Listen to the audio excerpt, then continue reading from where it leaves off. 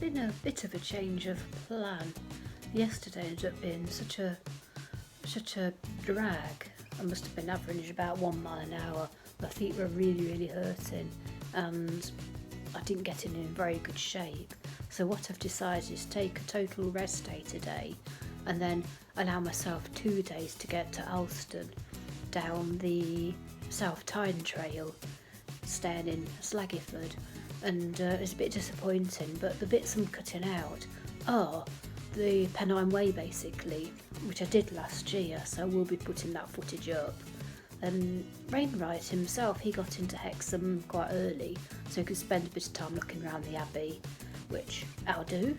And I think he went to the pictures, which I won't do, but I'm sure there's plenty to entertain me. And hopefully it'll just give my body and my feet a chance to heal a bit. I think with all adventures, you have to be able to adapt and overcome. It's a case of either doing that sometimes or abandoning the whole thing altogether, which I really don't want to do. So if I have a rest day and 2 easy days, I'll see how I go.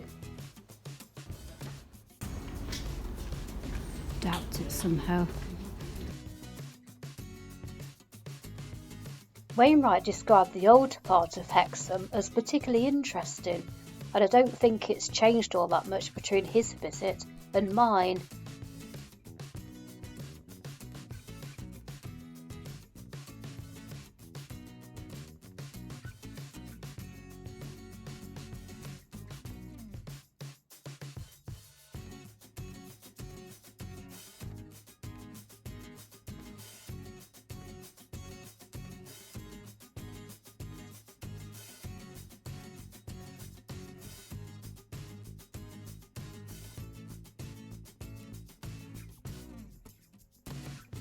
Hexham Abbey is certainly an imposing sight. Wainwright said that wherever you are in the town, the Abbey Tower will be watching you disapprovingly.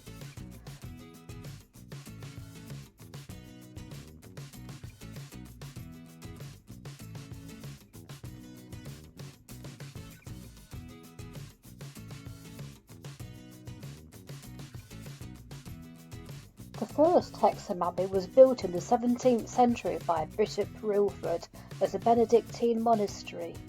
It survived raids by Vikings and later on Scottish raiders, including William Wallace, better known as Braveheart.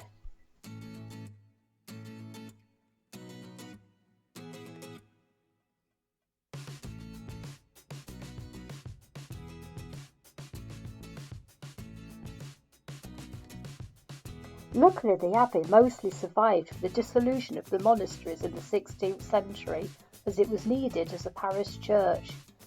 The entire medieval monastery complex has now been restored, and there was certainly a lot to see.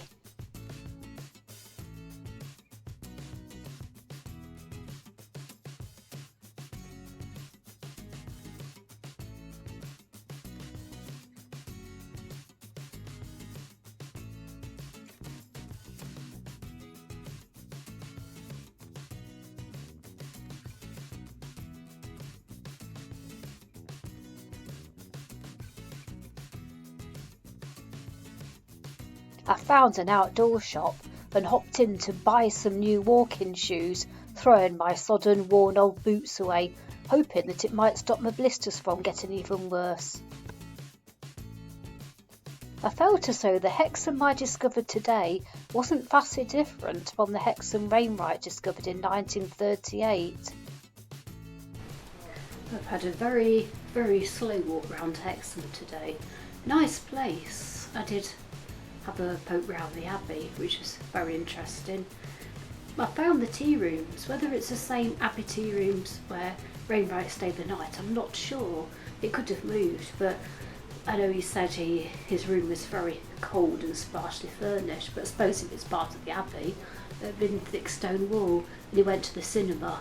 And then the next day, before he left Hexham, he saw the headlines for the paper, and Neville Chamberlain had just signed the peace deal at Munich with Adolf Hitler.